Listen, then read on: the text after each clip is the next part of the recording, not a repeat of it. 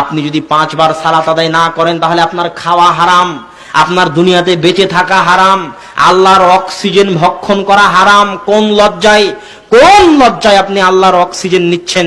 কোন লজ্জায় আপনি আল্লাহর জমিনে বসে আছেন? কোন লজ্জায় আপনি আল্লাহর দেওয়া রিজিক খাচ্ছেন, অথচ দিনে 5 বার আপনি আল্লাহকে স্মরণ করেননি?